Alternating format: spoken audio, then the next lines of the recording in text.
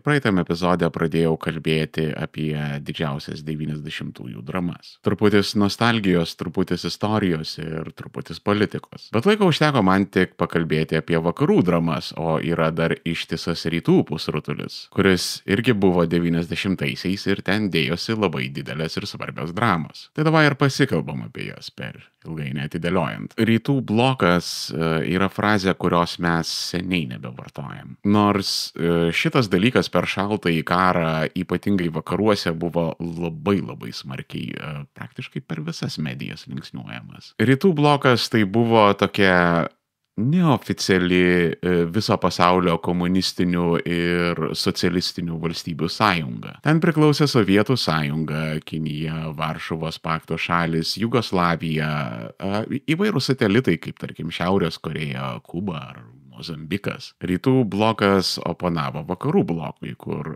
iš esmės priklausė Šiaurės Amerika, Europa, NATO šalys, dalis Lotynų Amerikos, Japonija, Pietų Koreja. Ir visas šaltasis karas buvo tokia viena didelė, ilga ir ištęsta konfrontacija tarp rytų ir vakarų bloko. Ir netikėtai visiems rytų blokas 80-ųjų pabaigoje pradėjo skilinėti. Ir tada pasileido tokie visiškai jau nebegrįžtami rytų bloko byrėjimo procesai, kurie vyko visą 90-ųjų dešimtmetį. Viskas prasidėjo jau 80-aisiais Varšuvos pakto šalyse. Varšuvos paktas tai buvo rytų ir centrinės Europos valstybės, kurias Stalinui pavyko užimti. Jam jų nepavyko visiškai pilnai aneksuoti ir absorbuoti į Sovietų sąjungą, kaip tarkim tai nutiko su Baltijos šalimis, Ukraina, Baltarusija, Pietų Kaukazu. Bet Raudonoji armija labai tvirtai stovėjo rytų Vokietijoje, Lenkijoje, Čekoslovakijoje ir kitur. Todėl tos šalys prie Sovietų sąjungos buvo pririštos kitokiu būdu. Buvo sukurtas toks atskiras Varšuvos paktas, kuris buvo tarsi toks komunistinis rytų Europos NATO. Ir čia buvo tokia lygiagreiti Sovietų sąjunga, kur Varšuvos pakto valstybės buvo tarsi nepriklausomas, bet tuo pat metu rinkimai iš rinkimų ten valdžioje atsiduria tik tai Maskvai išskirtinai lojalūs žmonės. Ten buvo išlaikoma šiek tiek daugiau autonomijos, negu turėjo sovietinės respublikos, pavyzdžiui. Ir, pavyzdžiui, komunistinėje Lenkijoje buvo leidžiama šiek tiek, labai nedaug verslo. Šalia kolūkių buvo privatūs ūkininkai netgi. Per tą pačią Lenkiją labai daug eidavo Sovietų sąjungoje uždrausto kontento. Tarkime, visokiausi rock'n'rollo įrašai. Daugelis vyresnio amžiaus kauniečių laisvai kalba lenkiškai. Ir kitas sykį tarp jų lenkakalbių yra gerokai daugiau negu tarp vilniečių. Lygiai tas pats yra su vyresnio amžiaus suvalkiečiais, vyresnio amžiaus dzūkais. Dauguma jų galbūt nėra fluent, bet kažkokios bent minimalios lenkų kalbos žinios ir tokie neblogi pagrindai pas juos yra. Kodėl? Todėl, kad juos pasiekdavo lenkiška televizija ir radijas. Iki Vilniaus tos bangos nedaeidavo, bet Kaune, Suvalkijoje, Dzūkijoje dar galima būdavo sugauti. Ir Lenkijoje taip griežtai nebuvo su cenzūra. Dėl to ten per televizorių galėdavo ir kokius nors žvaigždžių karus parodyti, kurie buvo totaliai cenzūruoti Sovietų sąjungoje. Ir kokį Deivido Būvio koncertą uždėti, kas buvo neįsivaizduojama pamatyti sovietinės televizijos ekrane. Tai daugiau mažiau visame Varšuvos pakte, ar tai ten Vengrijoje, ar tai ten kokioj Rumunijoje, ar Čekoslovakijoje, Rytų Vokietijoje, ar toj pačioj komunistiniai Lenkijoje, ten būdavo, tipo viena kita laisvė daugiau negu Sovietų sąjungoje. Ypatingai kultūroje. Jinai nebuvo tokia užsidariusi ir represyvi kaip čia pas mus.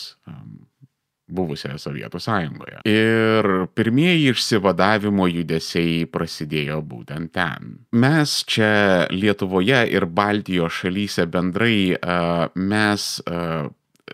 apie Sovietų sąjungos griūtį mes kalbam tik tai iš savo perspektyvos. Kas yra normalu, nes visi stengiasi parašyti kaip įmanoma savo palankesnę istoriją. Ir todėl Lietuvoje mes Sovietų sąjungos griūtį skaičiuojame nuo mitingo prie Mickevičiaus paminklo 87 metais. Latviai turi savo atskaitos tašką, estai taipogi. Visiškai normalu. Bet kada tu išlipi iš vidurinės mokyklos istorijos kurso ir pradedi dairytis aplinkoje, tu pamatai, kad visas pasaulis mato gerokai didesnį ir gerokai platesnį Sovietų sąjungos ir kartu viso rytų bloko byrėjimo istorija. Ir iš tikrųjų viskas prasidėjo Varšuvos pakte, konkrečiai Lenkijoje. Visų pirma, staiga sukyla Solidarność 80-ųjų pradžioje, tai buvo komunistinėje Lenkijoje, Gdansko miesto laivų statyklos profsąjunga. Jai vadovavo toksai Lechas Valensa. Lechas Valensa yra Lenkijos didvyris. Jis iš tikrųjų tai iš esmės yra tokia Landsbergio figūra. Kontroversiškai vertinama, šiek tiek polarizuojanti, bet neabejotinai įėjusi į istoriją. Ir ne šiaip savo istoriją, o pasaulio istoriją. Lechas Valensa vėliau gaus Nobelio premiją už taiką ir išsirinksi Lenkijos prezidentus netgi. Jie priešinosi komunistiniai valdžiai, jie priešinosi Maskvos diktatui, jie buvo už darbininkų teisės, už pokyčius socialinius ir už daugiau laisvių žmonėms. Iš esmės tai buvo liberalios demokratijos judėjimas, kuris gana ilgą laiką maskavosi kaip profesinė sąjunga. Galiausiai 89 metais Solidarność laimi parlamento rinkimus ir išstumia komunistus iš valdžios. Apskritai 89 metai tai buvo toks rytų bloko revoliucijų laikotarpis. Sukyla ne tik Lenkai, bet ir rytų vokiečiai, čekoslovakai, vengrai, rumunai nusiverčia savo ilgametį diktatorių Nikolajų Čiaušesku. Visi šaltojo karo nerdai žinote, kuo jisai baigė savo gyvenimą. Jis su savo žmona turėjo bėgti, jie buvo sugauti, areštuoti ir be teismo sušaudyti per Kalėdas. Ir viso to proceso simbolis buvo 89 metais griuvusi Berlyno siena. Nes Berlyno siena tai buvo viso šaltojo karo simbolis. Garsioji Čerčilio kalba apie geležinę uždangą, kada jisai naujam pasaulio būviui suteikė vardą ir paprastai žodžiais paaiškino, kokioje situacijoje mes gyvename dabar. Ta kalba iš esmės prasidėjo nuo Berlyno sienos. Gerai, ne visiškai apie Berlyno sieną Čerčilis kalbėjo, aš čia žiauriai supaprastinu, bet iš esmės jisai ten kalbėjo apie tuos procesus, kada Stalinas užėjo į rytų ir centrinę Europą. Jis labai greitai ten pradėjo tvirtintis ir statyti visokias spygliuotas vielas ir saugoti tų teritorijų pasienį su vakarų valstybėmis. Ir šitas procesas mums davė Berlyno sieną, kurią pradėjo statyti 60-ųjų pradžioje. Berlynas šaltojo karo metu buvo labai įdomus, nes Vokietija buvo padalinta į rytų Vokietiją ir vakarų Vokietiją. Vakarų Vokietija buvo Amerikos sąjungininkė, rytų Vokietija draugavo su Sovietų sąjunga. Ir pats Berlyno miestas, jisai buvo rytų Vokietijoje ir jisai dėl labai komplikuoto pokario priežasčių jis buvo padalintas į rytų Berlyną ir vakarų Berlyną. Ir iš esmės vakarų Vokietijos teritorija, vakarų Berlynas, jisai buvo toks eksklavas rytų Vokietijos teritorijoje. Ir tai buvo nuostabi galimybė rytų vokiečiams bėgti į vakarus. Ir kuo toliau, tuo labiau po antrojo pasaulinio karo tam procesui įsibėgėjant, rytų vokiečiai pradėjo statyti sieną, kurie, kaip jie patys teigia, ta siena yra skirta apsaugoti rytų Berlyno gyventojus, nes vakarų Vokietija slaptai grobia žmonės iš rytų, jie nebėga jokiais būdais, o jos grobia. Ir mes sustabdysim šitą nesąmonę kartą ir visiems laikams. Ta siena buvo iš esmės visos komunistinės opresijos simbolis. Ir 89 metais jinai relatyviai taikiai sugriūva. Dėl labai didelio nesusipratimo rytų Vokietijos valdžia ištransliuoja neteisingą žinutę, kad sienos su vakarų Berlynu atsidaro. Ir staiga visa krūva rytų berlyniečių plūstelėjo prie tos sienos. Ir iš pradžių pasieniečiai nenorėjo jų leisti, bet pamatė, kiek ten žmonių susirinko ir supratę situacijos sunkumą, kad čia jau OMONo nebeatvesi ir kariuomenė nepadės, nes šitiek žmonių mus tiesiog sudraskys į gabalus. Ir kas prasidėjo,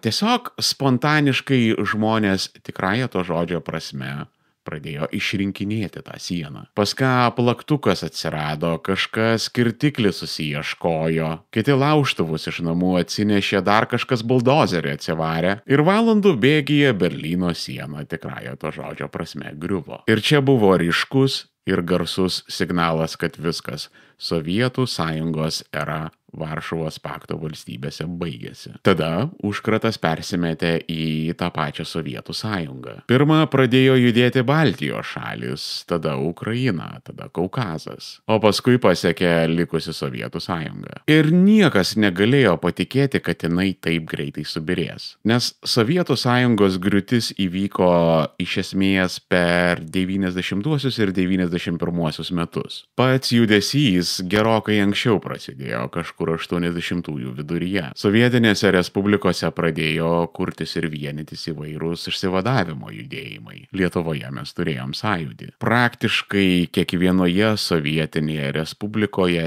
yra buvusi sava sausio 13-oji. Beveik visose sovietinėse respublikose sovietai buvo įvedę raudonąją armiją, tikėdamiesi, kad pavyks išvaikyti visus išsivadavimo protestus, bet kiekvieną kartą raudonoji armija gavo tokį pilietinį pasipriešinimą, kad po trumpų, bet labai intensyvių žiaurumų jinai turėjo sprukti pabrukus uodegą. Paskutinė mirštančios imperijos aimana buvo 91 metų rugpjūtį. Vadinamasis GKČP pučas. GKČP yra rusiška abreviatūra, kuri reiškia Государственный комитет по чрезвычайному положению. Nepaprastosios padėties valstybinis komitetas. Iš principo tai buvo grupė senų sovietinių nomenklatūrinių hardlinerių, kurie matydami, kaip aplinkui visos sovietinės respublikos skelbėsi nepriklausomybės ir išstoja iš Sovietų sąjungos, uždarė tuo metu Sovietų sąjungai vadovavusi Michailą Gorbačiovą jo vasarnamyje, sutelkė karinės pajėgas Maskvoje ir pamėgino demokratus reformatorius išstumti iš valdžios. Ir tai buvo totalus farsas. Ta prasme, susirinko 8 peregarnys seniai visiškai dėlūlų dėl savo galios ir įtakos ir paskelbė, kad jie dabar yra valdžia. Bet ten irgi kilo didžiausias pilietinis pasipriešinimas ne tik Maskvoje, bet ir visoje Rusijoje, kur milijonai žmonių susirinko, pastatė milžiniškas barikadas ir kariuomenė tai pamačiusi tiesiog pakėlė rankas ir apsisuko atgal. Ir po šito dalyko demokratų reformatorių neformalus vadas Borisas Jelcinas, jis nachališkai pakišo Michailui Gorbačiovui popierius pasirašyti, kurie iš esmės išformavo Sovietų sąjungai ir visą politinę valdžią iš komunistų perdavė reformatoriams. Ir čia pas mus dažniausiai Sovietų sąjungos griūties istorija nutrūksta. Sovietų sąjunga žlunga, jos vietoje atsiranda 15 nepriklausomų respublikų ir viskas, košmaras baigėsi. Bet čia tik mums, Baltijos šalims, nes likusioje Sovietų sąjungoje, tiksliau jau buvusioje Sovietų sąjungoje, pasaulis buvo visai kitoks. Likusios sovietinės respublikos atsidūrė laikotarpyje, kuris yra vadinamas postsovietiniais karais. Nes praktiškai visos senosios etninės įtampos, kurios buvo paskandintos bendros sovietinės opresijos, visi tie seni ancient skauduliai ir beefai,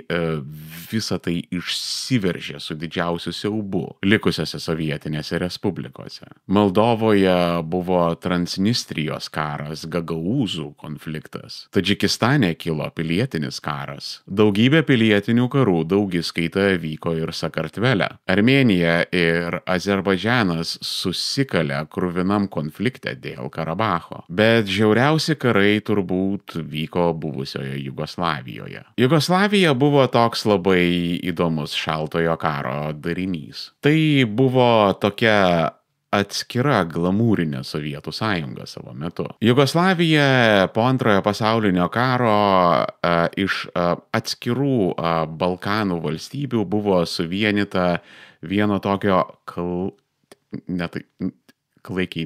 nežmoniškai ultra hiper charizmatiško lyderio Josifo Broz Tito. Ir tuo laikotarpiu, kada Stalinas lenkė visas komunistinės valstybės po savimi, Tito sugebėjo tam dalykui atsispirti ir Jugoslavija tapo tokia, tarkim, pilkąja komunistinio bloko valstybė. Nes oficialiai ten komunizmas, socializmas, mes išpažįstam marksizmą, leninizmą, bet tuo pat metu mes draugaujam su vakarais.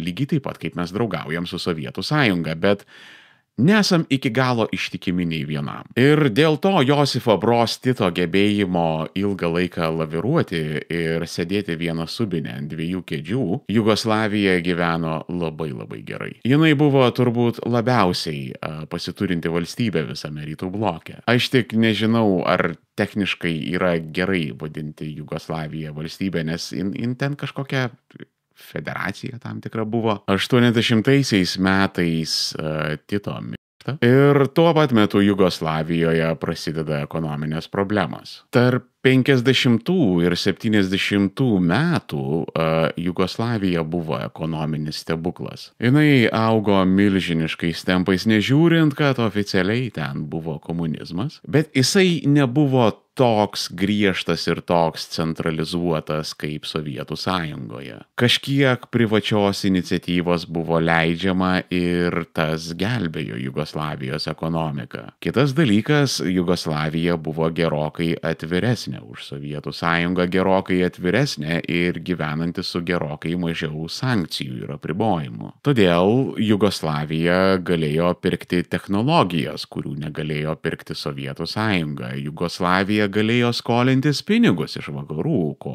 praktiškai negalėjo daryti Sovietų sąjunga. Ir ilgą laiką Jugoslavija žaidė ant to, kad jinai buvo tarpininkas tarp rytų ir vakarų bloko ekonomikų. O tada ateina 80-ieji metai. Vakaruose ir rytuose vienas po kitos nutinka ekonominės krizės. Ir staiga Jugoslavija, kuri laviravo tarp rytų ir vakarų, jinai pasilieka be verslo modelio. Maža to, jinai buvo pasiskolinusi labai daug pinigų iš vakarų, labai rizikingiems ir galiausiai, kaip paaiškėjo, betiksliams ekonominiams projektams. Tos investicijos neatsipirko, o pinigus reikėjo grąžinti ir dar tokiu laikotarpiu, kada staiga užsienio prekyba labai smarkiai sustojo. Ir čia Jugoslavijos biudžetuose pradėjo vertis bedugnės. Ir vienas labai svarbus dalykas apie Jugoslaviją, jinai yra suvienyta iš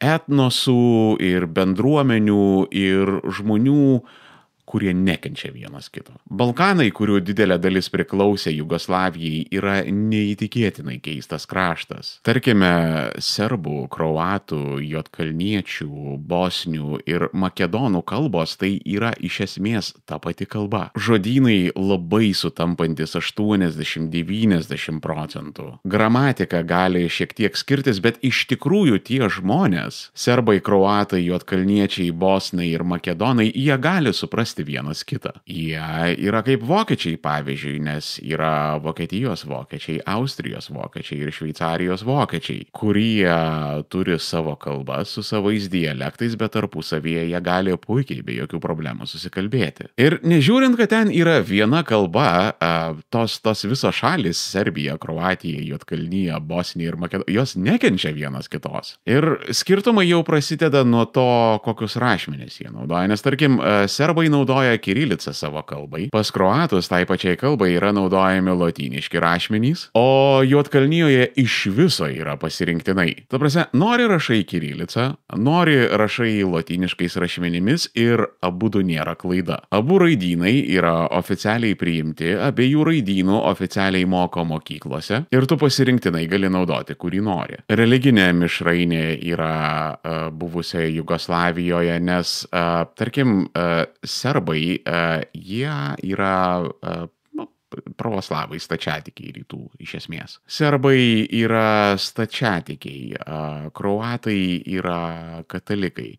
Bosniai yra musulmonai, slovėnai yra irgi katalikai, makedonai yra rytų ortodoksai, albanai, nors Albanija niekada nepriklausė Jugoslavijai, bet Kosove, kuris buvo Jugoslavijoje, gyveno labai didelė albanų diaspora ir jie pagrindė buvo musulmonai. Juodkalniečiai taip pat rytų stačiatikiai. Yra labai didelės atskirtys buvusioje Jugoslavijoje, kaip kiekviena bendruomenė, iš kur jie save kildina. Nes, tarkim, serbai, juodkalniečiai, makedonai, jie save kildina iš Bizantijos imperijos, slovėnai ir kroatai, jie save laiko Romos imperijos palikuonimis, bosniai, jie daugiau save jaučia Osmanų imperijos pasaulyje. Ir Balkanai iš esmės yra tie patys žmonės, labai vienas kitam gyvybingi, žiauriai vienas kitus panašus, bet suskaldyti įvairiausių istorinių audrų, religijų ir etninės savivokos. Ir kol Jugoslavija buvo labai brutaliai purtoma Vokietijos per Antrąjį pasaulinį karą, kas iš tikrųjų gana didelė dalimi ją ir suvienijo, kol vyko tas ekonominis stebuklas nuo 50-ųjų iki 70-ųjų, visi sėdėjo labai ramiai. Galiausiai dar buvo Josifas Broz Tito ir karo didvyris ir žmogus sugebėjo suvienyti Jugoslaviją ir ne šiaip suvienyti, bet dar ir ją padaryti nepriklausomą nuo Maskvos. To žmogaus ir to vienijančio autoriteto nebelieka ir visi šitie faktoriai susidėję bendron krūvon, jie damuša Jugoslaviją. Po Tito mirties į Jugoslavijos politinę viršūnę sugeba išmanevruoti toksai Slobodanas Miloševičius. Ir Jugoslavija ilgą laiką buvo tokia valstybė, kur iš esmės nedominavo nei viena tauta. Pats Josifas Broz Tito, jisai buvo pusiau kroatas, pusiau slovėnas, kuriam gana efektyviai pavyko taikyti multikulturalizmo principus, kad sugebėt išlaviruoti tarp visų tokių labai senų etninių įtampų toje buvusioje Jugoslavijoje. Ir jį pakeitęs Slobodanas Miloševičius, jisai buvo serbų nacionalistas. Įsitvirtinęs valdžioje jisai pradėjo daryti viską, kad tuometinėje Jugoslavijoje pradėtų dominuoti serbai. Ir tai sudrumstė visą ramybę ir labai greitai nuo dugno pakėlė visas senas etninės nesantaikas Jugoslavijoje. 91 metais Slovėnija ir Kroatija paskelbė savo nepriklausomybę. Ir čia prasideda ilgas ir sunkus Balkanų karų laikotarpis. Švariausiai turbūt iš Jugoslavijos pavyko išeiti Slovėnijai. Ten buvo toks lokalus ir trumpas vadinamasis 10 dienų karas. Bet gana greitai viskas pasibaigė ir Slovėnija gavo savo nepriklausomybę nuo Jugoslavijos. Kroatai užtruko ilgiau, jie rimčiau pakariavo. Garsusis Dubrovniko miestas, tas, kuriame filmavo Game of Thrones, ten vyko visos King's Landing scenos Dubrovnike. Vėlyvais 90-aisiais ir ankstyvais 2000-aisiais Dubrovnikas su žeme buvo sulygintas. Tada Bosnija ir Hercegovina 92 metais paskelbė nepriklausomybę ir dalykai pasikuria ten gerokai rimčiau negu Kroatijoje. Ilgas ir kruvinas karas ten prasideda. Vien kokia baisi buvo Sarajevo apgultis ankstyvais 90-aisiais. Galiausiai į 90-ųjų pabaigą išsivaikšto praktiškai visos Jugoslavijos respublikos ir tik Serbija ir Juodkalnija pasilieka ir jos sukuria naują politinį darinį. Tokią senosios Jugoslavijos nuolaužą Jugoslavijos federacinė respublika, kuri buvo tiesiog jungtinė Serbijos ir Juodkalnijos valstybė. Ir paskutinis Miloševičiaus pasispardymas tai buvo Kosovo karas. Kosovas tai buvo regionas, kurį kontroliavo Serbija, bet jame dominavo albanų musulmonai. Jie priešinosi Serbijai, jie norėjo nepriklausomybės nuo jos, kol 90-ųjų pabaigoje Miloševičius neįvedė ten karinės pajėgas. Siaubingi dalykai darėsi Kosove. Europa dar bandė kažkaip glaistyti situaciją, kažkaip pasodinti visus prie bendro stalo, bet jai visiškai to nesisekė padaryti ir Amerika žiūrėjo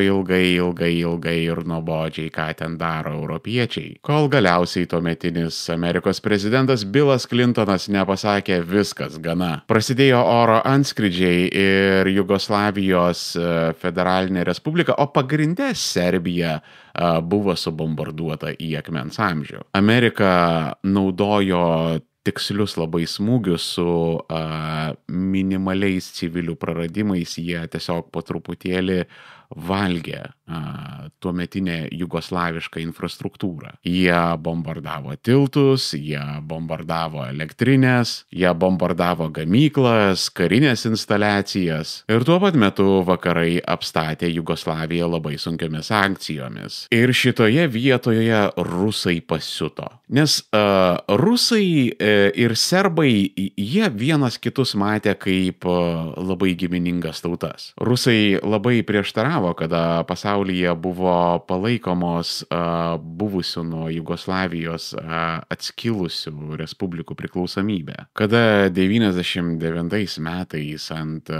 Serbijos sostinės Belgrado pradėjo kristi amerikiečių bombos, tai might as well galėjo vykti Maskvoje rusų akimis. Ir galiausiai rusai tais pačiais 99 metais įsitraukė į Kosovo konfliktą. Kada netikėtai jie įsiveržė į Prištiną, Kosovo sostinę, ir ten trumpam laikui buvo okupavę oro uostą. Kelioms tokiom labai kaitintoms akimirkoms ten tame oro uoste buvo susidūrusios rusų ir NATO pajėgos. Įtampa buvo didžiulė ir galėjo viskas eskaluotis netgi iki realiai šaudančio konflikto. Bet kažkokiu būdu tą situaciją pavyko vis dėlto ramiai išvairuoti. Visais atvejais po 99 metų NATO antskrydžių Jugoslavija buvo done. Lygi pat šių dienų, beje, Serbijoje yra gilūs antivakarietiški ir ypač anti-NATO sentimentai. Jūs vaikščiodami per Belgradą pamatysite grafitį, kur parašyta NATO ir taip dramatiškai užbraukta. Jūs ne vieną plakatą pamatysit prieš NATO ir ypač jeigu jūs bendrausite su vyresniais žmonėmis, jūs išgirsite labai daug apie šitą alijansą. Nes daugelis serbų jie nepripažįsta savo tautos nusikaltimų padarytų per Jugoslavų karus. Ir jų įsivaizdavimu Jugoslavija buvo nekalta auka, kurią užpuolė ir sudraskė į gabalus vakarai tam, kad sunaikintų paskutinę komunistinę valstybę Europoje. Nors jau 90-ųjų antrojoje pusėje naujoje Jugoslavijos federacinėje respublikoje komunizmo nebuvo nė kvapo. Ir kaip tik priešingai Jugoslavija šovė į žiaurų nacionalizmą, dėl ko įsitraukė į visiškai betikslius Jugoslavijos karus, kurių rezultatas buvo tiesiog nesibaigiančios upės kraujo. Ir Serbijos kartu ir Juodkalnijos ekonomikos palaidotos nesibaigiančiose ir visiškai neprotingose Miloševičiaus karuose. Galiausiai Jugoslavija pasibaigs ankstyvais 2000-aisiais, kada nuo Serbijos atsiskirs Juodkalnyje, o Miloševičiaus režimas nesubirės galiausiai, jisai nebus nuverstas nuo valdžios, areštuotas ir perduotas Hagos tribunolui teisti. Slobodanas Miloševičius teismų pabaigos nesulauks, nes 2006 metais jisai mirs nuo širdies smūgio savo kameroje, kurioje jisai buvo laikomas po areštų iki pakol nesibaigs teismai dėl jo karo nusikaltimų Jugoslavijos karuose. Kada sakom rytų blokas, mes dažniausiai įsivaizduojam Sovietų sąjungą, Rusiją, Maskvą, rytų Europą, vat ten viskas vyksta. Nors rytų blokas jis buvo didžiulis, jisai buvo Europoje, jisai buvo Azijoje, jisai buvo Afrikoje, Lotynų Amerikoje. Ir toje milžiniškoje teritorijoje Kinija buvo dar vienas didelis žaidėjas. Ir Kinija su Sovietų sąjunga, jos abidvi toli gražu ne visada sutarė. 69 metais netgi buvo įvykęs trumpas pasienio karas tarp Kinijos ir Sovietų sąjungos. Nes iš pradžių santykiai buvo labai šilti. Sovietų sąjunga labai palaikė Kinijos komunistus, nes po antro pasaulinio karo Kinijoje buvo kilęs iš esmės vienas didelis pilietinis karas, kuriame nugalėjo komunistai su Mao Dzedongu ar Mao Dzedūnu, ar aš jau dabar gerai net nežinau, kaip lietuviškai taisyklingai sakyti. Anyway, su Mao priešakyje jie nugali ir paima valdžią Kinijoje. Ir kol būna gyvas Stalinas, santykiai tarp Sovietų sąjungos ir Kinijos liaudies respublikos būna labai labai šilti. Tada atėjus Chruščiovui, Mao tampa labai nepatenkintas naująją Sovietų sąjungos atšilimo politiką. Ir jisai pradeda tarsi atsiskirinėti nuo jos. Tada kuriam laikui Mao yra atitraukiamas nuo valdžios. Tiesiog įvyksta dvaro perversmas ir jį mandagiai pasiunčia į pensiją. Bet Mao pavyksta sugrįžti ir 66 metais jisai pradeda kultūrinę revoliuciją. Ir tai buvo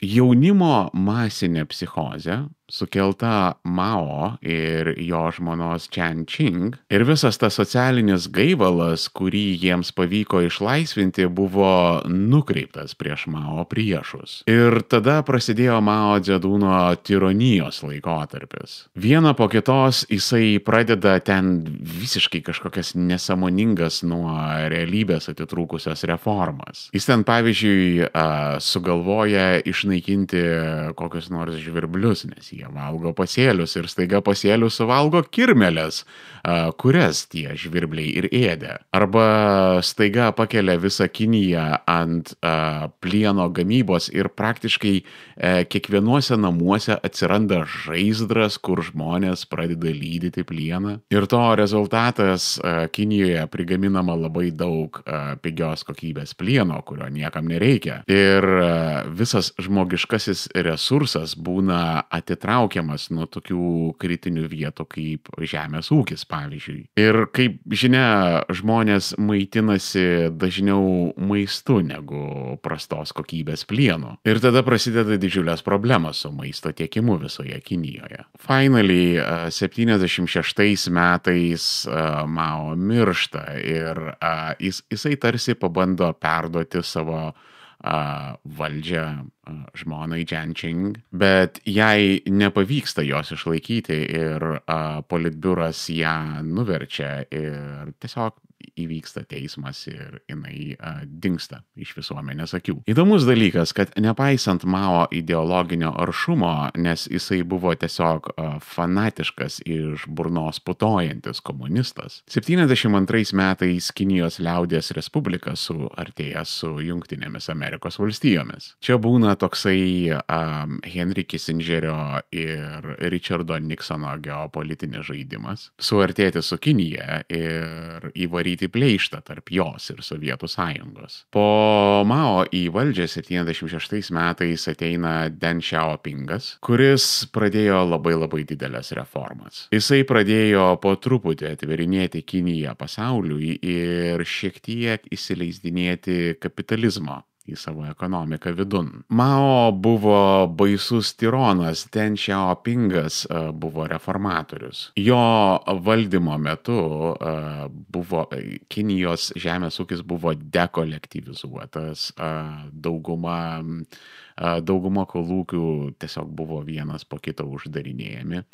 Atsirado specialiosios ekonominės zonos, kur pradėjo atsidarinėti pirmieji vakarų fabrikai. Kultūra ir akademija buvo šiek tiek liberalizuota, nes prie Mao jisai parašė mažąją raudonąją knygelę ir tas dalykas buvo viskas, ką reikėjo žinoti kinams. Tai buvo tarsi visiems privaloma komunistinė maldaknygė. Iš mažosios raudonosios knygelės kildavo ekonominė politika. Pagal ją buvo rašomos programos mokyklos ir universitetams. Filmai, knygos, pjesės, bet koks kitas kontentas buvo kuriamas mažos raudonosios knygelės motyvais. Prie Deng Xiaopingo į kultūrą ir intelektualinį gyvenimą buvo įleista daugiau laisvės. Ir 80-ųjų pabaigoje Kinijoje prasidėjo labai rimti demokratijos judėjimai, kurių kulminacija buvo 89 metų protestai Tiananmenio aikštėje. Why don't you ask the kids at Tiananmen Square was fashion the reason why they were there? Tik tai tikrieji supras šitą referenciją. Ta garsioji nuotrauka, kur bičas su maišais iš Maksimos atsistojęs tiesiog skersai ir stabdo ištisą tankų koloną. Jinai yra iš tų protestų, kurie buvo kuo brutaliausiai numalšinti. Jokios laisvės, jokios demokratijos komunistinis režimas Kinijoje išliko. Bet po 89 metų Tiananmenio Kinijos komunistų partija suprato, kad reikia kažką daryti, nes tų vidinių įtampų paprasčiausiai nebesuvaldys. Ir Kinijos komunistinis režimas žlugs kaip Sovietų sąjunga. Ir visi 90-ieji buvo labai ilgos ir didelės ekonominės liberalizacijos Kinijoje laikotarpis. Kinijos liaudies respublika pas save įsileido kapitalizmą. Kapitalizmą, kuris per kiek daugiau negu 30 metų 100 milijonų kinų ištraukė iš visiško skurdo. Bet tuo pat metu politikoje ir kultūroje jokių reformų nebuvo. Ten toliau geležiniu kumščiu valdė Kinijos komunistų partija. Su visuomenė buvo sukurtas naujas socialinis kontraktas. Va žiūrėkit, mes jums duodam kapitalizmą.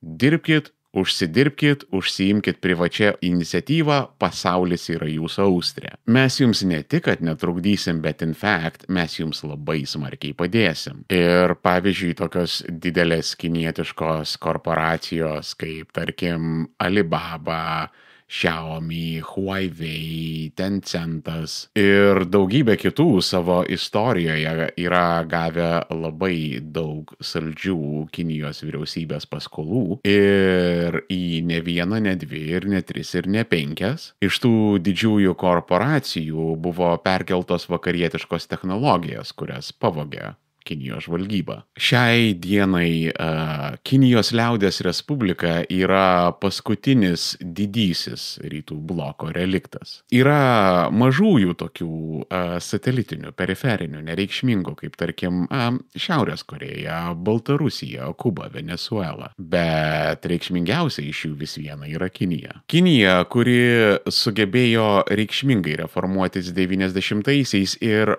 padarė tai, kas nepavyko sovietams. Nes Michailo Gorbačiovo vizija dėl Sovietų sąjungos buvo, jis ją norėjo išsaugoti. Jisai norėjo liberalizuoti ekonomiką ir politiką, bet tuo pat metu jo akise Sovietų sąjunga turėjo išlikti. Visa tai, kad Gorbačiovas ją griovė, kad jisai tikslingai buvo vakarų pasamdytas, bla, tai yra tiesiog nieko neparemti vatnikų kliedesiai. Michailas Gorbačiovas buvo idėjinis komunistas ir jisai fanatiškai iki paskutinio sirgo už Sovietų sąjungą. Taip, jisai buvo demokratas, taip, jisai buvo tam tikra iškreipta prasme liberalas, bet dienos pabaigoje jisai buvo sovietinis žmogus. Ir kinai dabar į rusus žiūri iš aukšto. Todėl, kad rusai kažkada dominavo ir jie buvo tokie,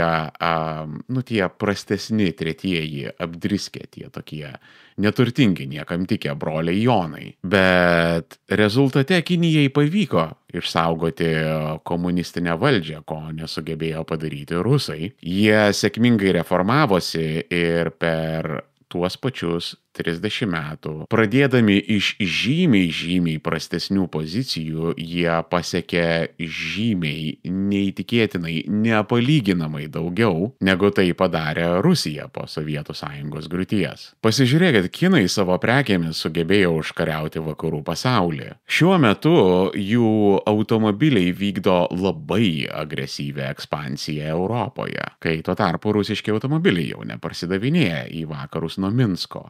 Egzistuoja ne vienas modelis kiniškų mobilių telefonų su lanksčiais ekranais, kur rusiški mobilūs telefonai lanksčiais ekranais. Apskritai, kur rusiški mobilūs telefonai, pradėkim nuo to. Kur yra rusiški robotai siurbliai, rusiški televizoriai, rusiški nešiojami kompiuteriai, planšetės. Kur yra rusiškas TikTokas, AliExpressas ir Temu. Kinai padarė neįmanomą. Jie liberalizavo ekonomiką, neliberalizuodami politikos. Dažniausiai šitie dalykai koja kojon eina. Liberalizuoja ekonomiką ir žmonės iškart labai greitai užsimano laisvės. Bet šį kartą kažkaip to neįvyko ir didžioji 90-ųjų Kinijos drama buvo ta, kad nebuvo dramos. Kaip pati Kinija dramatišką augimą patyrė. Visus 90-uosius kasmet jinai augo po beveik 10%. Jūs įsivaizduojat, ką reiškia 10 metų iš eilės augti po 10%. Bet tuo pat metu politiškai Kinijoje niekas nepasikeitė ir tos struktūros, kurios atsirado dar prie Mao, taip ir liko stovėti. Vienur daug dramos, kitur nulis dramos. Kinija visada tokia buvo. Visas veiksmas visada dedasi po paviršiumi. Ir ekonominis komunizmas pasaulyje galbūt pasibaigė, bet grinai dėl Kinijos politinis komunizmas vis dar pasiliko. Šitą dalį ramiai praleiskit, naudokit skyrius arba chapterius, kad ir kai tai vadinasi jūsų platformoje. Jeigu tokio dalyko tenais nėra, nepalaikoma, tai tada tiesiog žiūrėkit aprašymuose apačioje ir ten rasit surašytus visus laikus ir skyrių pavadinimus. Ir tada tiesiog rankiniu būdu praleiskit šitą dalį, nes toliau jūs girdėsite reklamą ir pardavimus. Mano socialinis kontraktas su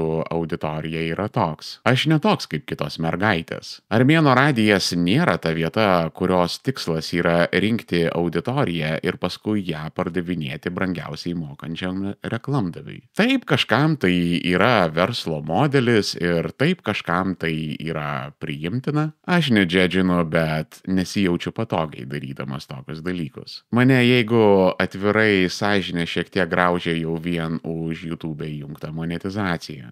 Nes norisi su klausytojais išlaikyti kažkokį nuoširdų ir skaidrų santykį, apsieinant be tos visos grobuoniškos komercijos. Bet be komercijos tu tiesiog neapsieisi. Podcastas yra darbas po darbo, patikėkit. Ir kad darbas vyktų, jį reikia apmokėti. Jūs galite palaikyti Armėno radiją savo pinigais ir prisidėti prie šito podcasto būsimų epizodų kūrimo ir tam tikrą prasme netgi tapti jo dalimi. Mes galime turėti tą abipusiai naudingą santykį, kada aš kuriu kontentą ir kada norite ir galite, jūs už jį apmokate. Tiesiogiai, be jokių reklamų, be jokių internetinių skemų, be jokių kriptovaliutų. Tiesi, šviesi, sąžininga transakcija. Ir tai transakcijai įgyvendinti yra Armėno radijo prenumeratos. Jų iš viso yra 3 – Armėnas Plus, Armėnas Pro ir Armėnas Ultra. Pagal kiekvieno norus ir kiekvieno galimybės. Armėnas Plus prenumerata kainuoja vienintelį eurą į mėnesį.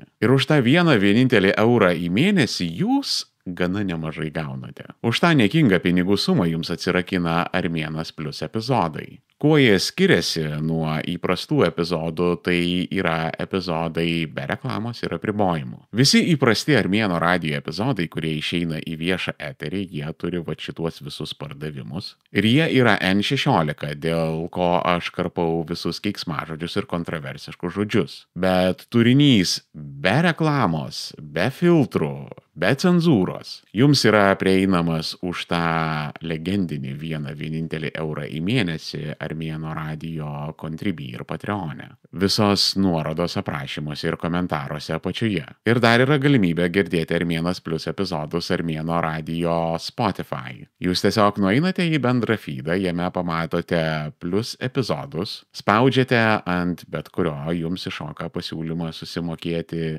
99 centus į mėnesį. Ir jo, čia netgi yra pigiau negu vienintelis euras. Ir šiaip aš norėjau visur įrašyti 99 centų sumą, bet tik tai vienintelis Spotify man leido tai padaryti. Žodžiu, spaudžiat ant bet kurio Armėnas Plus epizodo, prenumeruojat Armėnas Plus už 99 centus Spotify'e ir toliau klausotės epizodų be reklamų ir apribojimų. Armėnas Pro sekantis prenumeratos lygmuo 4,99 į mėnesį, mažiau negu pitakas. Už tai jums priklauso visi Armėnas Plus epizodai, be reklamos ir apribojimų, ir dar jums atsirakina Armėnas Pro epizodai. Armėnas Pro epizodai irgi yra be reklamos, be apribojimų, bet tuo pat metu jie yra šiek tiek ilgesni, nes kartais padarau off-topiką, kartais pakalbu kontroversišką temą, kurios gal geriau nedėti į atviras platformas, kur vaikšto baisus ir pikti algoritmai ir rizikuoti gauti kokį shadow baną. Tarkim, šį kartą aš pakalbėjau apie postsovietinius karus ir tuo metu vykusius Demet, kaip čia dabar politkorektiškai pasakyti, etninės nešvaros sutvarkymus? Žodžiu, ten man platformose, ypač YouTube, pareitų lazdų. Ir dėl to tiesiog iškirpau ir padėjau į Armėnas Pro. Ir nedidelė ištrauka ir galit paklausyti, kaip tai maždaug skambėjo.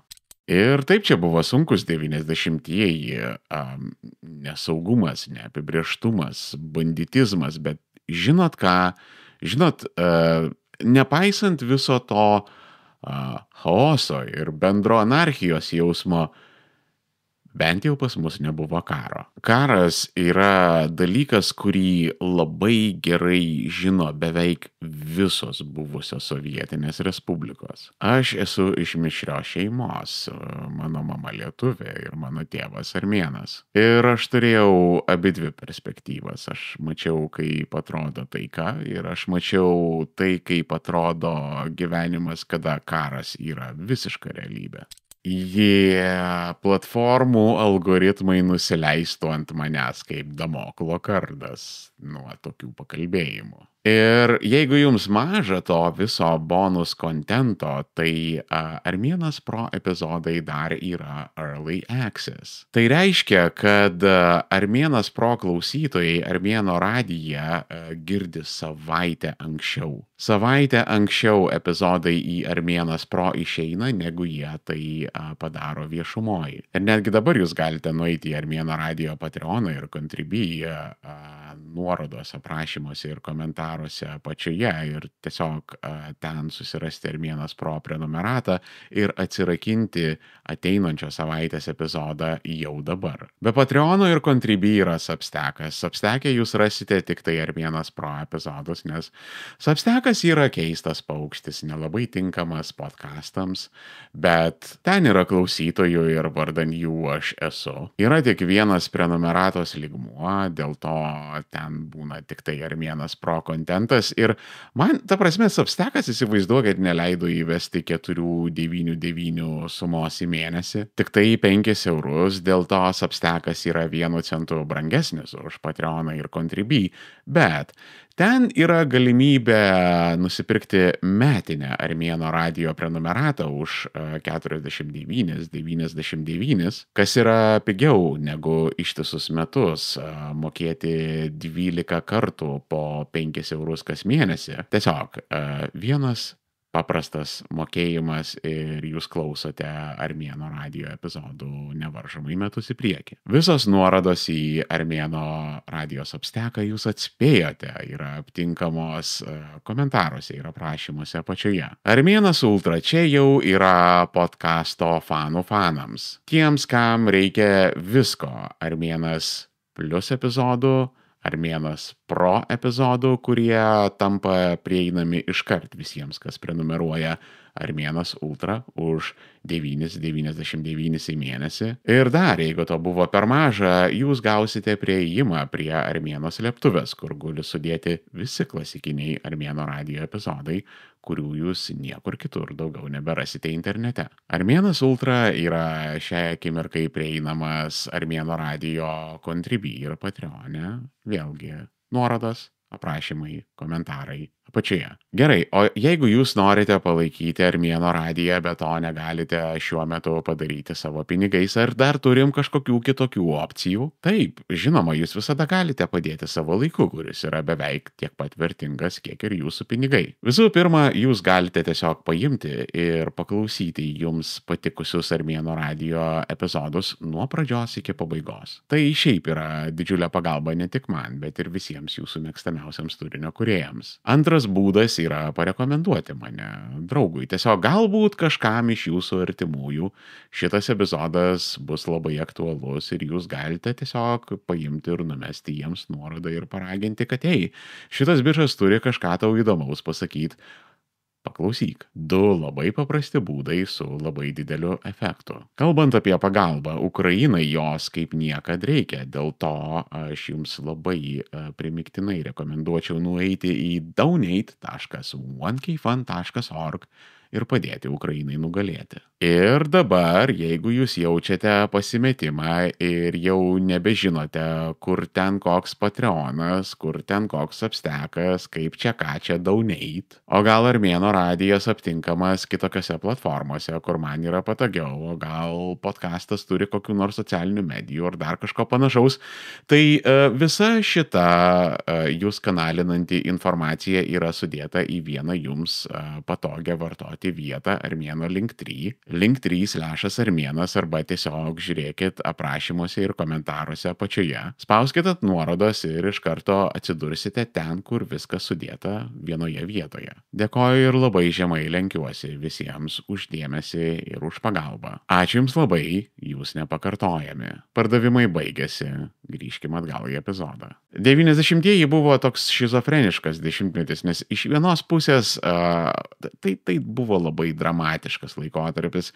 Iš kitos pusės tai buvo optimizmo ir susitaikymo era. Taikiai išsivaikščiojo Varšuvos paktas, žlugo Sovietų sąjunga ir nepaisant postsovietinių karų, reikia pripažinti, galėjo būti žiauriau ir blogio imperija užsibaigė tiek taikiai, kiek galėjo užsibaigti blogio imperija. Ir staiga visame pasaulyje prasidėjo tokie susitaikymo procesai. Vienas didžiausias iš jų buvo 93 metų Oslo susitarimai. Oslo susitarimai buvo pasirašyti tarp Izraelio ir Palestinos. Juos suderėjo Jungtinės Amerikos valstijos ir yra ta garsioji nuotrauka, kur Izraelio ministras pirmininkas Icchakas Rabinas spaudžia ranką Palestinos lyderiui Jasirui Arafatui, o juos abudu per pečius ruošiasi apkabinti Billas Clintonas. Ir tuo pasibaigė eilinis žydų-arabų konfliktas kilęs vėlyvais 80-aisiais. Nes nuo pat Izraelio pradžios 48 metais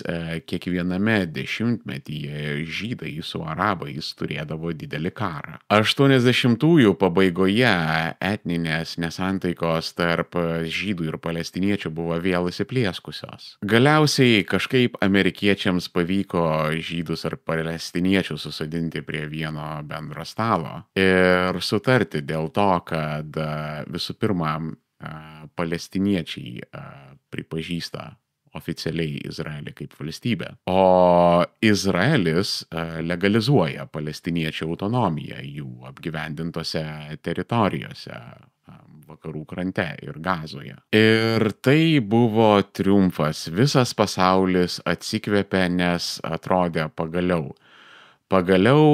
konfliktai vidurio rytuose baigėsi, pagaliau jie pradės sugyventi vienas su kitu. Lygiai taip pat kaip europiečiai, kurie pamiršo visas nesantaikas, pasišventė taikai ir bendram klestėjimui. Pirmieji Oslo susitarimai įvyksta 93 metais, antri 95 metais Egipte, kuris nėra Osle arba Suomijoje. Neklauskit, geopolitika kartais būna labai durna. Ir tie susitarimai patinka visiems, išskyrus žydus ir palestiniečius. Nes visi hardlineriai abiejose pusėse tuos susitarimus priėmė kaip pralaimėjimą. Žydai nesutiko su palestiniečių autonomija, palestiniečiai nesutiko su Izraelio pripažinimu. Kai kurios militaristinės palestiniečių grupės jos visiškai neklausė Palestinos tuometinio lyderio Jasiro Arafato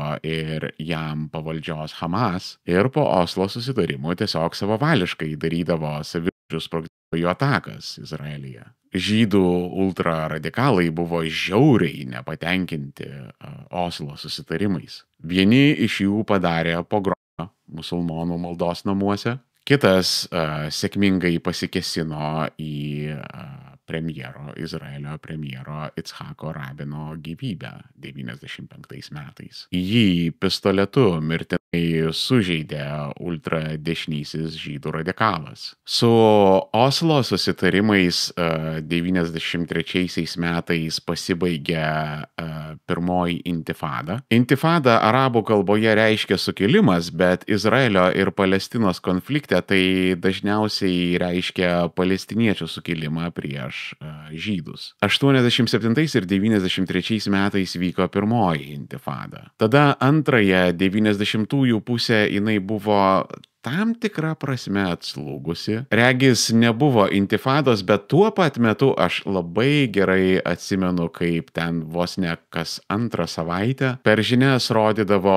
teroro aktus Izraelyje. Aš taip pakankamai aiškiai atsimenu, kad vienu metu buvo netgi labai populiarūs viešojo transporto stotelių sprogdinimai. Ir dabar Izraelyje jūs galite pamatyti autobusų stoteles, kurios yra kaip bunkeriai iš esmės. Pastatyti taip, kad jie galėtų sugerti bet kokį sprogimą. Tai tarsi intifada atslūgus buvo, bet tuo pat metu jinai taip iš lėto ruseno, kol galiausiai neišsikūreno antroji intifada, kuri prasidėjo 2000-aisiais ir vyko 4 metus. Oslo susitarimai buvo žingsnis į priekį ir 2 atgal, kaip visada tame regione. Pasaulis dėjo daug vilčių, buvo daug optimizmo, bet vis viena tai degradavo į ginkluotą konfliktą tarp Izraelio ir Palestinos. 2000-aisiais tas dalykas dar sykį buvo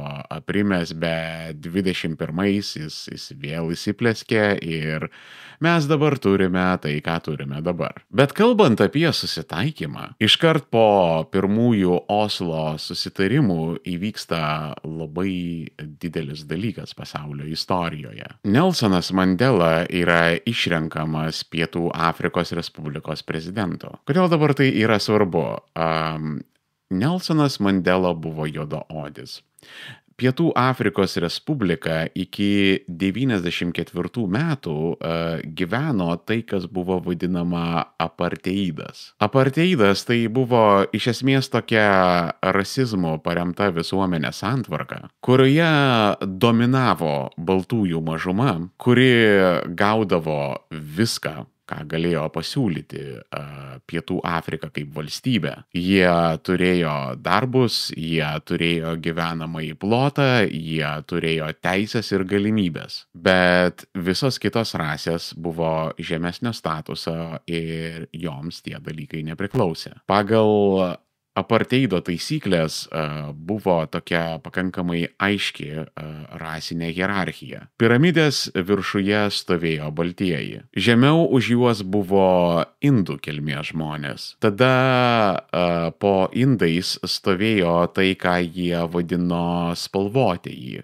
coloreds. Tai yra visi neindiškos kilmės azijiečiai ir šiaip mišrios rasinės kilmės žmonės. Ir galiausiai po visais buvo juodaodžiai, kurie vapšiai jokių teisių neturėjo ir buvo laikomi galbūt vos aukščiau už gyvulius. Ir iš tų juodaodžių buvo kilęs Nelsonas Mandela, kuris nuo pat vaikystės visomis išgalėmis priešinosi apartheidui, kol 60 metais valdžia jo nepasodina į kalėjimą, kuriame jisai prabūna 33 dešimtmečiai, 3 metų Nelsonas Mandela sėdėjo kalėjime. Tas žmogus buvo visos Afrikos išsivadavimo simbolis. Ir dėl apartheido Pietų Afrikos Respublika labai ilgą laiką gyveno po sunkiomis tarptautinėmis sankcijomis. Su jais nenorėjo prekiauti ir turėti reikalų jokia civilizuota laisvojo pasaulio valstybė. Pietų Afrika atrodė kaip bjaurus senojo pasaulio kolonializmo ir fašizmo reliktas. Nes ten ilgą laiką egzistavo rasinė segregacija, kuri Vakarų Europoje ir Šiaurės Amerikoje buvo seniausiai bent jau teisinėme kaip minimum lygyje užbaigta. Galbūt Amerikoje, Kanadoje ir Europoje, Australijoje irgi rasizmas vis dar buvo problema, bet bent jau buvo nugriautos rasizmo socialinės institucijos. O Pietų Afrikoje jos buvo gyvos ir besispardančios. Europa visą antrąją 20-ojo amžiaus pusę vykdė labai aktyvią dekolonizaciją. Ne visur jinai buvo tokia graži, švari, miela, pūkuota ir tvarkinga. Prancūzai Alžyre, pavyzdžiui, arba Britai Egipte. Ir tas išėjimas iš savo buvusių kolonijų, iš tikrųjų tai irgi buvo farsas, tam tikras istorinis. Europa atsisakė savo užgrobtų Afrikoje, Azijoje ir Lotynų Amerikoje teritorijų. Bet galios svertus jinai vis dar išlaikė, nes visas kapitalas, visa ekonominė galia vis dar buvo pasilikusi europiečių rankose. Ir jeigu afrikiečiai norėjo technologijų ir kapitalo, jie toliau turėjo lenktis ir būti leidžiami išnaudojami įvairiausių europiečių. Bet vis viena bent jau kažkokią pakazūchą, parodomoji kolonizacija buvo padaryta. Ir lygiai taip pat buvo dekolonizuota Pietų Afrikos Respublika, kuri ilgą laiką priklausė Britams, bet iš pradžių tai buvo Olandų kolonija. Vėliau tik tai jinai atsidūrė Britų imperijos žinioje. Ir dėl to Pietų Afrikos baltieji yra miksas tarp olandų ir anglų kolonistų. Ten yra afrikaneriai, kurie turi savo afrikans kalbą ir etniškai jie yra olandai ir afrikans yra toks tam tikras olandų kalbos dialektas. Elonas Muskas, jisai pavyzdžiui yra gimęs anglų šeimoje. Nu kaip anglų, jo motina buvo kanadietė, bet jo tėvas yra anglakalbis pietų afrikietis. Ir Elonas Muskas gimė per patį žiauriausią apartheido laikotarpį. Jisai priklausė išrinktųjų baltųjų kastai. Ir primeskit, mažiau negu penktadalis, mažiau negu 20% apartheido Pietų Afrikos populiacijos buvo baltieji. Bet 87% žemės priklausė jiems. 90% verslų priklausė taipogi baltiesiems. Ir baltieji vidutiniškai užsidirbdavo nuo 5 iki 7 kartų daugiau negu juodaodžiai afrikiečiai Pietų Afrikoje. Baltieji gyveno saugiose, uždarose, švariuose miestuose, į kuriuos juodieji buvo įleidžiami nebent kaip koks nors žemiausios klasės aptarnaujantis personalas. Gatvės valyt, šiukšlės nurinkt, taip, ateik čia. Bet čia gyvent mes tau neleisim,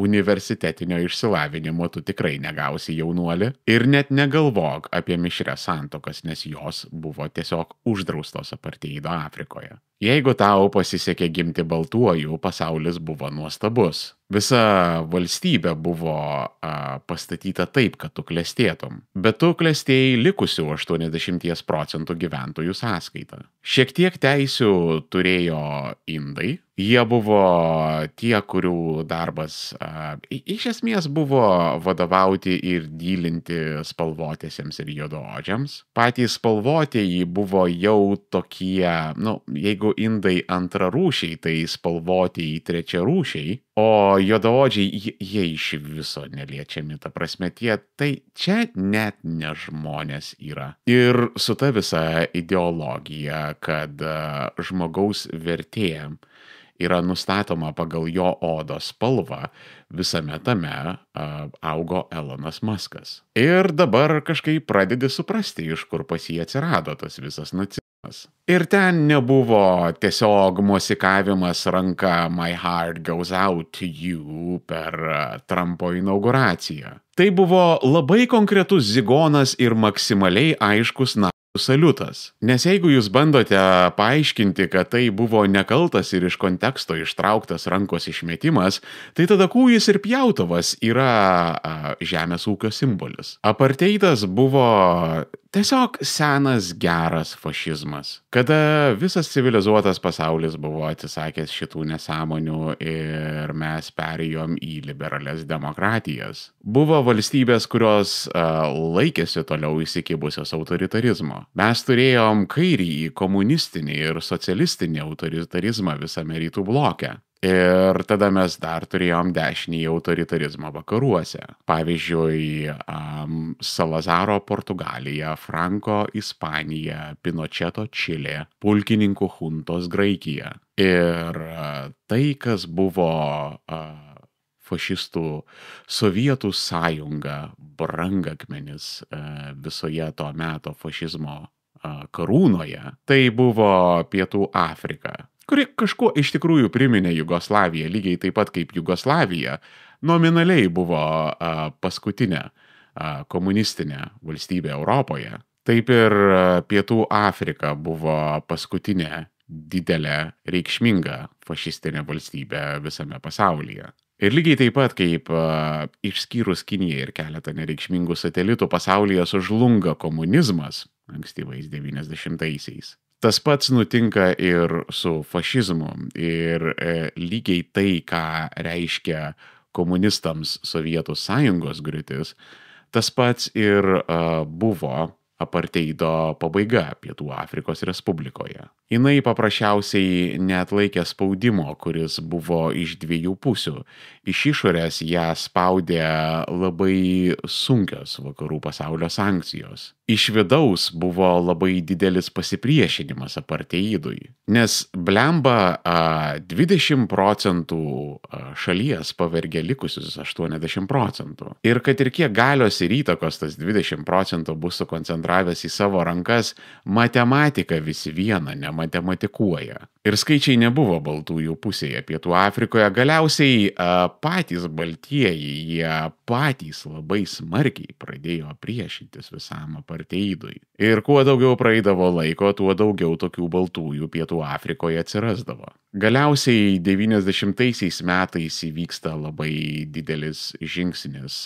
Tuometinė Pietų Afrikos Respublikos valdžia paleidžia į laisvę labai daug politinių nuteistųjų. Tarp jų būna ir Nelsonas Mandela. Jisai aktyviai pradeda dalyvauti dėrybose su dominuojančia baltųjų valdžia dėl apartheido užbaigimo. Ir tada įvyksta 94 metais pirmi laisvi Pietų Afrikos Respublikos prezidento rinkimai, kuriuos jisai ir laimi. Sekančius 5 metus Nelsonas Mandela vykdo tokią labai didelę susitaikymo politiką. Jisai darė viską ir labai stengiasi išmanevruoti situaciją taip, kad nebūtų keršto prieš baltuosius politikos. Pirmą pusę savo kadencijos Nelsonas Mandela buvo gana toksai aktyvus prezidentas, bet į antrąją pusę jisai vis daugiau ir daugiau deleguodavo. Ir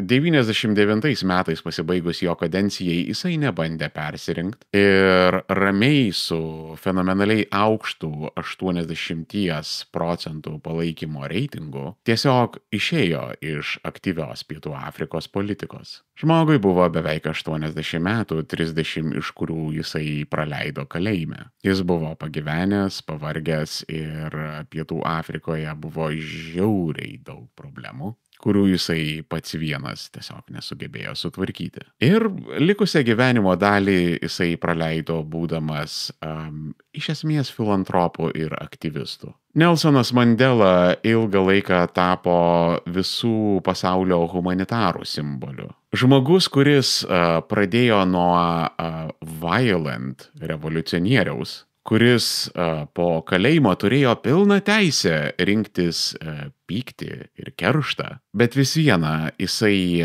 nepasidavė patiems žemiausiams žmogaus instinktams ir nuėjo ramybės, taikos ir susitaikymo keliu. Ir Pietų Afrikos Respublika tai nėra rytai, tai yra literaliai pietūs. Bet aš tai per asociaciją kartu su Izraeliu, kurie yra viduriniuose rytuose, katrie šliejasi prie Afrikos, per šią tokią labai tolimą ir keistą asociaciją aš Pietų Afriką vis dėlto prijungiau prie rytų, kas yra totaliai, absoliučiai neteisinga. Bet vis viena tos šalies išėjimas iš to apartheido, tas daugybės žmonių išlaisvinimas, tas segregacijos užbaigimas ir tie dramatiški 94 metų rinkimai. Visa tai pirmąją 90-ųjų pusę buvo pasaulinio lygio drama. Ir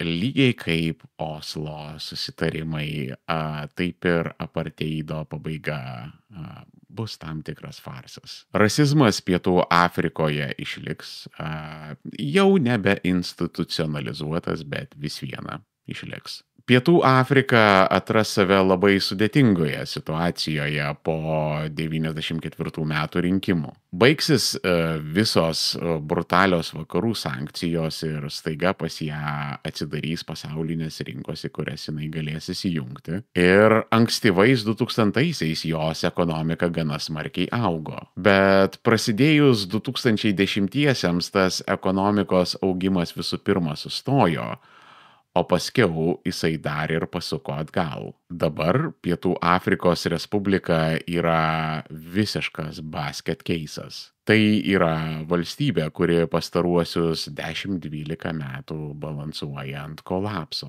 Ne, ir tai nėra dėl to, kad už viską jau nebėra atsakingi tik tai baltieji. Nes Pietų Afrika, jinai visada buvo toks basket keisas, visa jos egzistavimo istorija. Tik tai ne baltiesiems. Dabar baltieji staiga iš privilegijuotųjų statuso iškrito ir pradeda gyventi ten, kur gyveno visi. Visos tos rasės, kurios buvo priverstos būti po jais. 100 metų tikrąja to žodžio prasme valstybėje nebuvo spręstos jokios problemos ir visos blogybės, visos negatyvios pasiekmes, visa tai buvo nustumta ant indų, spalvotojų ir juodaodžių. Ir 100 metų trukmės stagnacija, tu tokio dalyko per keletą dešimtmečių neapsuksi. Dėl to Pietų Afrikos Respublikos laukia ilgas ir sudėtingas chaoso laikotarpis prieš tai, kol viskas nusistovės. Šalis atsispirs nuo dugno ir galės pradėti kilti aukštyn. Oh my God, 2 temos ir beveik 1,5 valandos kontento. Jėzau Kristau. 2 ilgų epizodų prireikia apkalbėti keletą istorinių įvykių iš esmės. Aš labai tikiuosi, kad jums neprailgo ir buvo įdomu, nes šituos epizodus sugalvot, suresearchinti ir rašyti turbūt kainavo keletą mano gyvenimo trukmės metų. Bet ir šilta labai paliko nuo visos tos 90-ųjų nostalgijos ant širdies, nemeluosiu. Ir galbūt tiems, kas praleidote šitą dešimtmetį, pavyks pamatyti kitokiomis akimis šitą erą ir suprasti daugelį šiandienos dalykų ir tiesiog pastebėti, kad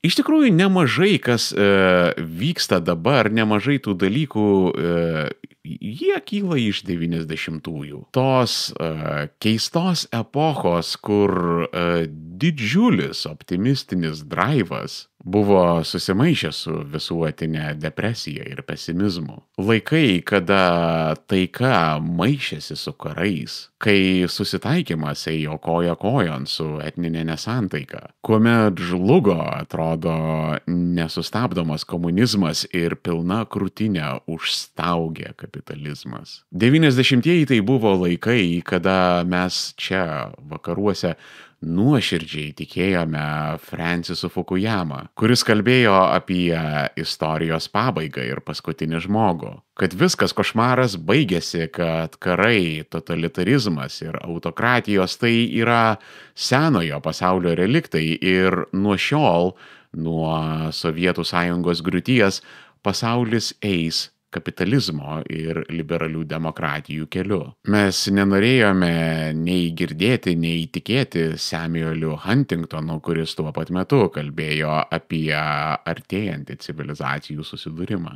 Nes tada 90-aisiais, nepaisant visų negandų ir neramumų, mes matėme nesibaigiantį augimą ir šviesų rytojų savo ateityje. Tas 90-ųjų pasaulis užtruko užsibūti ir galutinai pasibaigė 2020-aisiais, kada mes įžengėme į naują erą, kuriai dar pavadinimo neturim, bet labai aiškiai pajutom, kad 2020 metais mes pradėjome gyventi visai kitaip negu 2019-aisiais, kurie atrodo kaip kažkoks tolimas, seniai pamirštas sapnas ir kaip visai kitoks pasaulis negu tas, kuriame esame dabar. Gerai, užtenka geopolitikos, norėčiau ką nors lengvesnės formos kitą kartą. Todėl nežinomi serialai, kuriuos jums reiktų pažiūrėti.